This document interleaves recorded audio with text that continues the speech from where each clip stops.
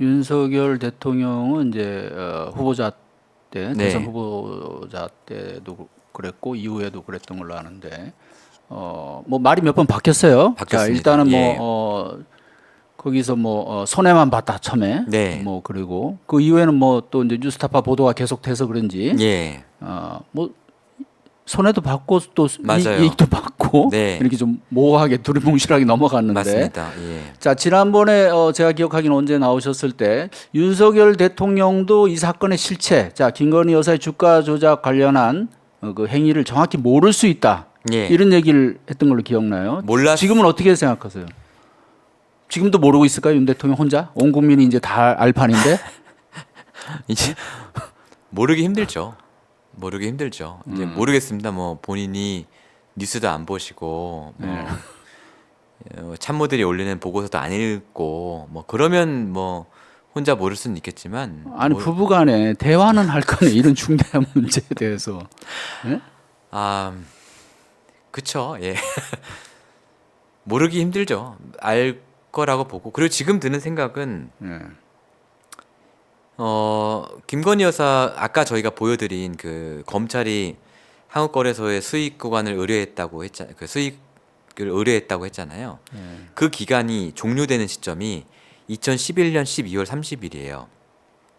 그러니까 즉 무슨 말이냐면 검찰은 김건희 여사가 2009년 4월 1일부터 12월 30일 사이에 도이치모터스를 한 14억을 벌었다라고 지금 본 거예요. 네. 근데 김건희 여사와 윤석열 대통령이 결혼을 2012년 3월에 했습니다. 네. 저 기간이 종료되고 석 달 뒤에요. 그러면 윤석열 대통령은 저 때 김건희 여사가 벌어들인 14억의 편익을 네. 누렸을까요? 안 누렸을까요? 결혼을 했으니까 당연히 결혼을 했는데 예. 신부가 돈이 엄청 많은데 그렇잖아요. 그리고 그래서 좋은 집에서 호의호식하면서 살게 되었는데 그 돈 중에 상당 포션은 주가 조작으로 번 돈이라면 이건 윤석열 대통령도 사실은 당사자인 거잖아요. 근데 그 당사자가 지금 대통령의 권한으로 네. 이것을 밝히고자 하는 특검에 대한 거부권을 행사한다? 저는 이거 굉장한 이해충돌이고 권한 남용이라는 생각은 들더라고요. 알았든 몰랐든. 네. 그렇죠. 탄핵 사유가 되지 않을까도 싶은데. 예, 뭐 그렇게 보는 그 시각이 있더라고요. 저희 특검 수사를 해보면 이제 좀 더 예. 명확하게 드러나겠지만 지금 이렇게 예, 그런 그 수익의 어떤 혜택을 보고 예, 그다음에 이것을 어느 정도 알면서도 예. 이런 식으로 수사를 방해하는 행위잖아요. 그렇습니다. 사실은 예, 대통령의 법적인 권한은 있어요. 예. 특검을 거부할 수는 있지만 지금 말씀하신 대로 이해 충돌 심각하게 있는 상황이기 때문에 예. 이거는 진짜 심각한 진짜. 그리고 그 대통령의 거부권이라는 것도 이제 저희 그 뉴스타파의 객원 기자인 이범준 기자가 네. 그 여러 학자들의 논문 같은 것들을 조사해서 기사를 썼더라고요. 근데 대통령의 거부권이라는 것도 법적인 규정은 물론 없지만 무제한적인 것은 아니고 그 입법 취지라는 것이 입법부의 어떤 그 독주, 전횡 이걸 견제하기 위한 것이기 때문에 입법부가 내놓은 법안이 대다수 국민들의 뜻과 상치될 때 이럴 때 대통령의 권한, 그 거부권이라는 권한을 사용할 수 있는 것이지 네. 지금과 같은 상황에서 이제 거부권을 사용하는 것은 사실상은 그 입법 취지와 매우 이제 어긋나는 것이어서 이것을 적극적으로 해석하면 탄핵 사유도 될 수 있다라는 이제 기사를 그럴 것 같아요. 썼거든요. 네, 예, 그럴 것 같아요. 한번 읽어보시면 좋을 것 같습니다. 예. 이게 무슨 헌법이나 법률 위반상도 아닐 거고. 그렇죠. 그죠? 그렇죠. 좀 전에 말씀하신 대로 그 당시에 그럼 결혼을 그리고 나서 그 수익을 갖고 있는 상태에서 이제 결혼이 예. 이루어진 건데 2020년 3월, 2012년 3월. 2012년 3월에 예, 자, 그때는 윤석열 대통령이 서울중앙지검 특수일부장으로 아주 검찰에서 잘 나갈 그런가요? 때죠. 예, 제가 안 따져봤습니다만 예. 특수일부장 하여튼 네, 그 맞아요. 중앙지검에 맞고. 있을 때입니다. 예. 맞고 서울중앙지검 특수일부장이면 예. 대단한 그럼요. 예. 위세죠. 예. 누구도 무시할 수 없는데 2012년 자, 그리고 2018년에 재산 공개를 2010 보니까 예. 그때 맞아요. 아마 중앙지검장 때 한 것 같은데 예. 윤석열 대통령이 그때 2억 4천만 원 재산이. 본인 재산은. 예. 네. 그다음 김건희 씨가 배우자가 한 60억. 정도. 네. 근데 그때 보면 김건희 여사의 예금이 50억이었거든요. 네. 50억. 그럼 보세요. 2011년 말 기준으로 아까 수익 산정을 했는데 2017년에 50억을 갖고 있었잖아요. 네. 그럼 적어도 그 중에 14억은 도이치모터스를 번 거잖아요. 그 이상일 수도 있지만. 그러면 딴 걸로도 더 재산을 불렸다는 걸 빼더라도 2010년 초로 돌아가 보면 36억밖에 없었다는 얘기잖아요. 김건희 여사는. 아마 그거보다 더 적겠지만 그 이후에 불린 건 저희가 계산 안 한 거잖아요. 자, 36억이었던 게 도이치모터스로 14억 불어서 50억이 됐다. 이 50억 재산이 2017년까지 그대로 왔다라는 걸 가정했을 때 네. 그렇다면 어떻게 되는 거냐면 김건희 여사는 36억 재산 중에 도이치모터스에 17억을 집어넣은 거예요. 전 재산 전 예금의 한 48%뭐 이렇게 되더라고요. 계산해 보니까 네. 거의 절반이니까. 그러면 아까 제가 말씀드렸잖아요. 이 전주가 주가 조작을 알고 있었냐 몰랐느냐를 판단할 때 이 사람의 전체 재산 중에 얼마를 몰빵했냐 중요한 판단 요소거든요.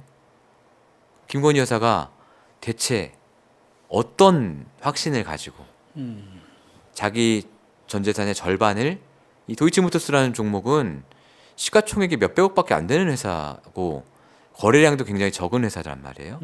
그런 코스닥 주식에 밀어 넣었을까?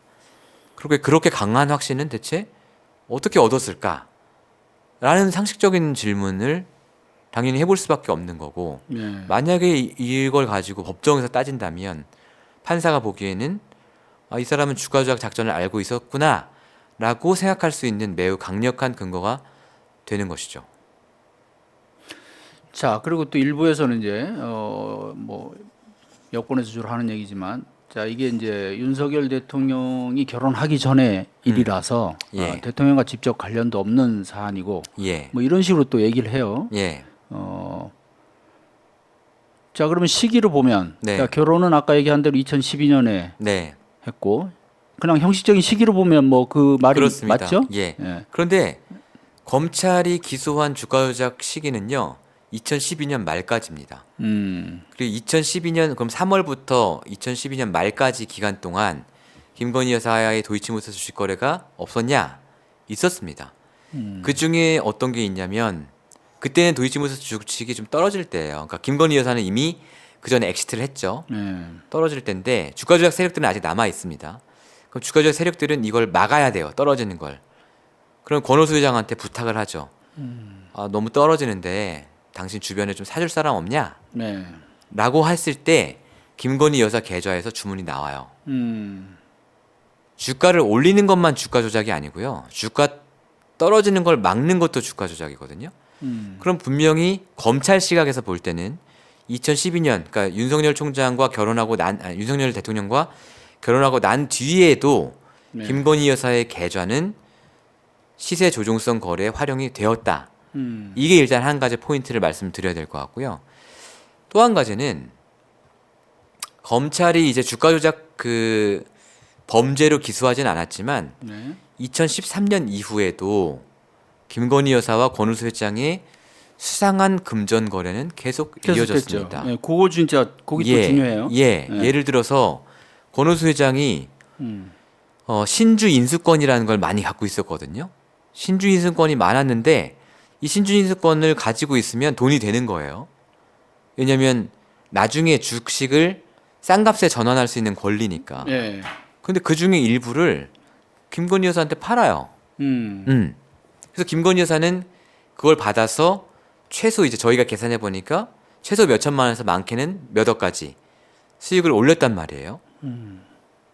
그러면 자, 그 당시에는 김건희 여사가 네. 윤석열 검사와 결혼을 한 상태였는데 네. 권오수 회장이 왜 아무 이유 없이 김건희 여사에게 경제적인 이득을 주겠는가? 그렇잖아요. 그 남편인 윤석열 검사와의 관계를 없애고 생각하지 않고 이게 일어날 수 있는 일인가? 그리고 2016년도 7년도에도 도이치 파이낸셜 주식을 엄청 싸게 또 사죠. 이런 모든 것들이 어떻게 보면 지금은 우리가 이제 도이치모터스 주가 조작 사건이라고 해서 검찰이 기소한 그거만 딱 잘라 보니까 야 결혼 전이냐 후냐 따지지만 권오수 회장과 김건희 여사와의 이 수상한 그 경제적인 갑을 관계죠. 네. 경제적 갑을 관계는 윤석열 총장과의 결혼 이후에도 끝없이 이어집니다. 끊임없이. 이런 것을 감안하면 그 결혼 전의 일이다라고 하는 주장은 그렇게 설득력은 없는 것 같습니다. 그러니까 도이치모터스 권오수 회장과의 이제 특별한 그런 예. 관계 또 거래 이후에도 결혼 후에도 이어졌다는 네. 것이고 그리고 아까 아까 얘기 중에 하나 정정해야 될 게 네. 있는데 2012년 3월 결혼할 때는 네. 대검 중수부 일과장입니다. 그렇죠. 예. 예. 그리고 예. 그해 7월 그러니까 7월 말에 이제 서울중앙지검 특수일부장으로 올라가. 근데 예. 특수 일부장이든 중수 일과장이든 센 건 아, 마찬가지잖아요. 그럼요. 대검 중수부는 네. 뭐 그때 나는 새도 떨어뜨리는 정말 예. 쟁쟁한 그러니까 네. 특수통 소위 특수부 검사들이 가장 선망하는 보직이 대검 그럼요. 중수부 예. 과장들 1, 2과장 그다음에 서울중앙지검 특수부장들 요 자리인데 이때가 이제 이명박 정부 때잖아요. 네. 그래서 윤석열 검사가 특수부 검사로서 아주 전성기를 보낼 때입니다. 그때 결혼을 한 거예요. 네. 그죠? 거의 정점에서 맞습니다. 대검 중수부 일과장에서 또 특수 일부장까지 연결된다는 거는 그렇게 흔하지 않거든요. 아주 엄청난, 소수의 예. 검사들, 엘리트 코스. 예, 이른바 엘리트 코스를 걷는. 예. 자, 그때 김건희 씨랑 결혼을 했다는 거. 또 하나 우리가 여기서 또 짚어봐야 될 게, 자, 장모 최은순 씨가 예. 그러니까 결혼하기 전에 2011년에 왜 네. 검찰 조사를 받는 자리에서 예. 2011년 5월인가요? 예. 그런 얘기를 하죠. 그때 뭐 도곡동 땅 때문에 잔고 위조 증명 사건 때문에 네, 도촌동. 예. 예, 도촌동 아, 뭐 때문에 조사를 받았는데 그게 저 사건 때문입니다. 그 송파에 있는 그 정대택 씨 사건. 그 건으로 예, 했나요? 예, 어쨌든 예. 그때 검찰 이제 그 조사 기록이 남아 있는데 예. 그때 그런 얘기를 하잖아요. 우리 내 딸이 네. 검사를 사귀고 있다. 네. 근데 2년 정도 사귀고 있다. 뭐 이런 맞아요. 얘기를 했죠. 2년 정도 사귀고 있고 예. 곧 결혼한다. 그러면 그게 네. 2011년 5월경인가 그런데 그럼 2년 예. 사귀었다면 역사나면 2009년 5월이 되니까 그때부터 사실은 사귄 거 아니냐? 혹은 또 그 서초동 아크로비스타의 이 등기부등본을 근거로 네. 사실은 2012년 3월에 결혼하기 전부터 살기는 같이 살았던 거 아니냐? 라는 얘기들이 있죠. 근데 저희가 그걸 자, 뭐 살고 안 살고는 저희가 예. 못 봤기 때문에 예. 자, 그러나 어쨌든 장모의 진술로 봤을 때는 어쨌든 두 사람이 사귄다는 걸 예. 장모 될 사람이 얘기한 거잖아요. 그렇죠. 2011년 예. 5월 기준으로 2년 예. 그죠? 2년이라고 네, 그랬죠. 맞습니다. 예. 그럼 그냥 단순하게 생각해서도 한 2009년 뭐 네. 이때부터는 사귀지 않았나 하는 생각이 네. 드는데 자, 그러면 아까 이제 우리가 살펴본 대로 네. 그 주가 조작 네. 그게 언제부터 시작됐습니까? 그렇죠. 음? 그 예. 도이치모터스 권오수 회장과의 투자 관계는 거의 2007년 말부터 있었고요.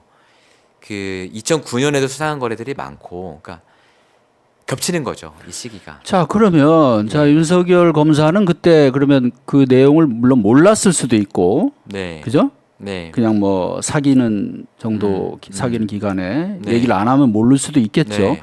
근데 적어도 두 사람이 전혀 관련 없는 시기가 아니에요. 주가 조작이 일어난 시기가. 그죠? 그렇죠, 예, 그렇죠, 각각의 인생을 살던 시기가 아니라는 거죠. 그렇죠. 아니고 예. 더 중요한 거는 제가 보기에는 예.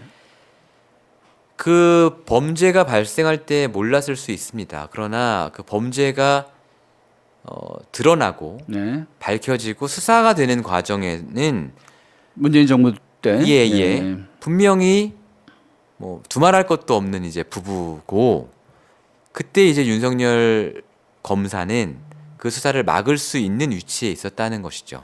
검찰총장. 그렇죠. 예. 네. 그리고 자. 2013년도에 경찰의 내사가 어떤 이유에선지 흐지부지 됐을 때도 윤석열 검사는 검사로 잘 나가고 있었다. 2013년. 네. 2013년이면 여주지청장 뭐 할 때 네. 같은데 뭐 그때 이제 국정농단 특검에 이제 합류하고 뭐 그러던 시기 같은데요. 네. 그게 내사 보고서가 2013년 봄인가요? 그냥 2013년 8월이었던 것 같습니다. 8월? 예, 아마. 그러면 국정농단 수사팀장으로 활약하고 있을 때 같습니다. 시기상으로. 예. 이제 그 이후에 이제 뭐 항명파동이 나고 국정농단 아니라 국정원 댓글. 국정원 네, 그렇죠. 네, 네, 국정농단에 네, 네, 네, 오늘 이게 두 번이나 말 실수가. 네네네. 자, 아까 직책 다시 바로 잡았습니다. 예. 예, 이번에는 국정원 예. 댓글 사건 수사. 예, 그때 뭐 한참 그럼 그 시기고. 네. 자, 그래서 또 이제 여권에서 뭐 얘기가 또 그런 반론을 펴요. 자, 검찰총장이긴 했지만, 자, 네. 이 수사가 벌어질 때 추미애 장관이 네. 총장에 대해서 여기 관여하지 못하게 하는 네. 그죠? 그런 조치를 해놔가지고 네. 그 수사 지휘권을 발동해서 전혀 관여할 수도 없었고, 네. 자, 그래서 이 수사는 문재인 정부 검찰이 네. 뭐 열심히 한 건데 네. 기소도 못한 거 아니냐. 그리고 윤 총장은 전혀 관여 안 했다. 네. 그러면 결국 검사들이 알아서 네. 수사를 해보니까 네. 기소거리가 안 돼서 못한 거다. 이런 이제 결론이 나오는 거예요. 네. 이쪽 주장으로는. 네.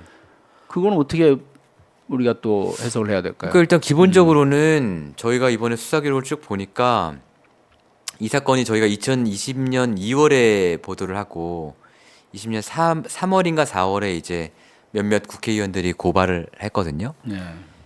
4월인 것 같습니다. 20년 4월부터 말씀하신 추미애 장관이 이제 그 수사 지휘권을 발동한 2020년 11월까지 검찰이 아무것도 안 했어요. 말 그대로.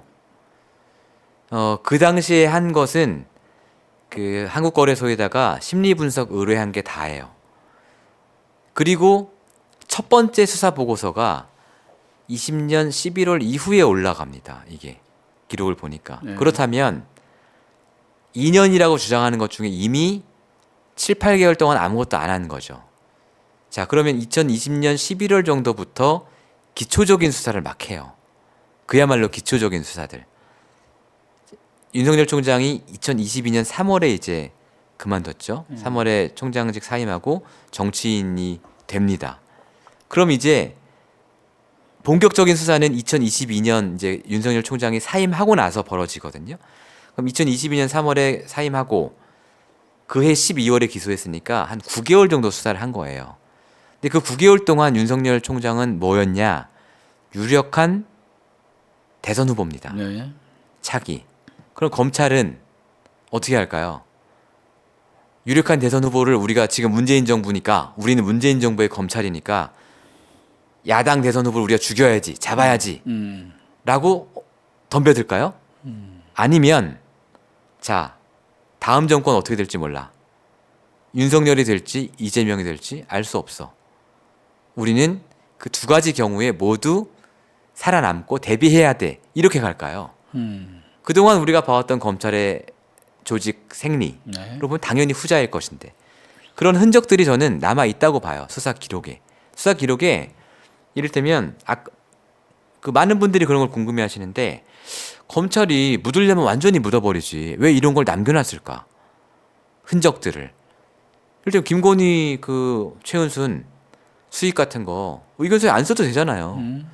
다른 4명만 써도 논리 구성은 되잖아요. 확실히 봐주려면. 네.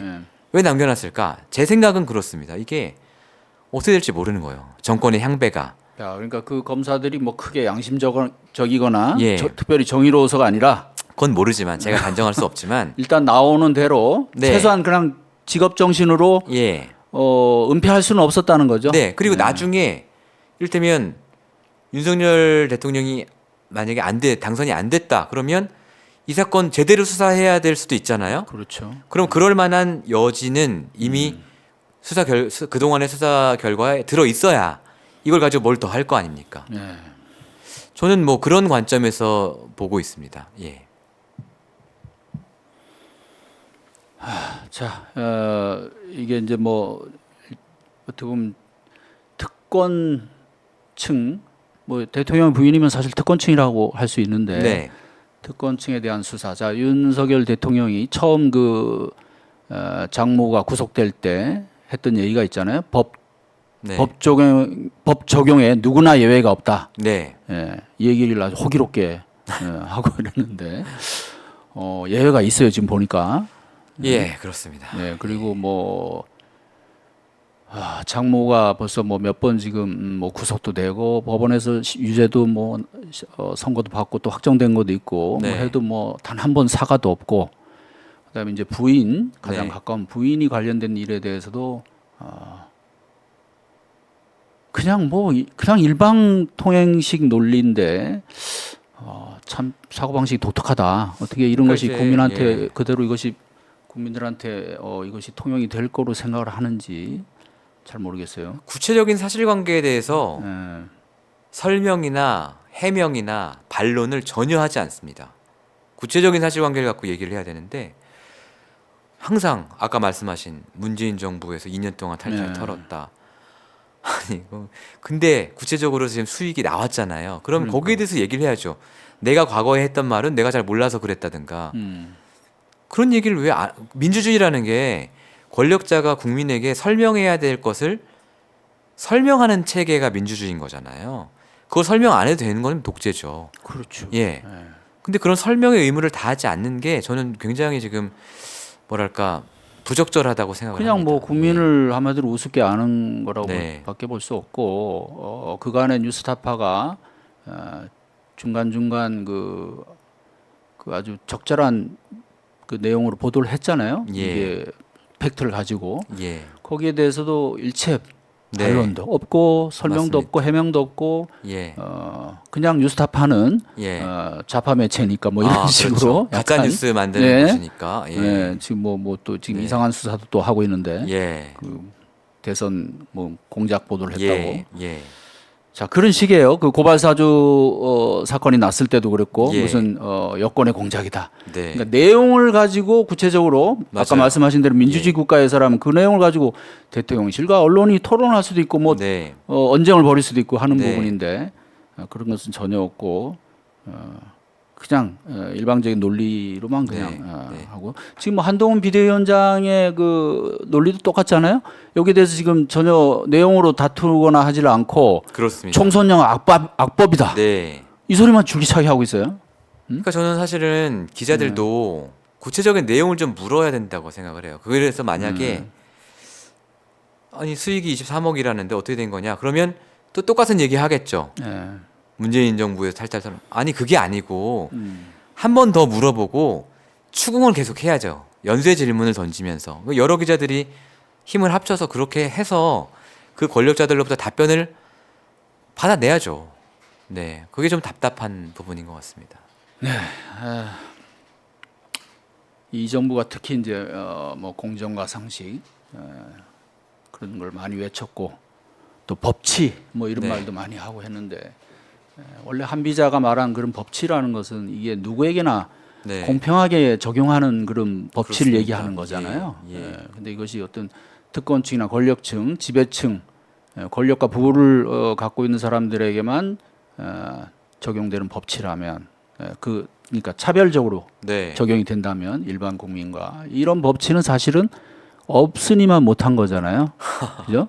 그렇죠. 예. 그래서 이번 김건희 특검법이 어떻게 가동이 되느 그 특검이 예. 가동이 되느냐 안 되느냐 이게 우리나라 민주주의 발전에 상당히 하나의 중요한 시금석 내지 어떤 이정표가 될 것 같아요. 또 맞습니다. 그리고 뉴스타파가 이 사건에 그간에 지속적으로 진실 보도를 해왔던 점 역사적으로 평가를 받을 것 같습니다. 감사합니다. 자 마지막으로 혹시 네. 뭐 덧붙일 말씀 있으시면 하시고 끝내겠습니다. 네. 아니 그 갑자기 그게 떠오르는데 네. 그 한동훈 지금은 비대위원장이죠. 한동훈 위원장이 옛날에 채널 A 사건 때 네.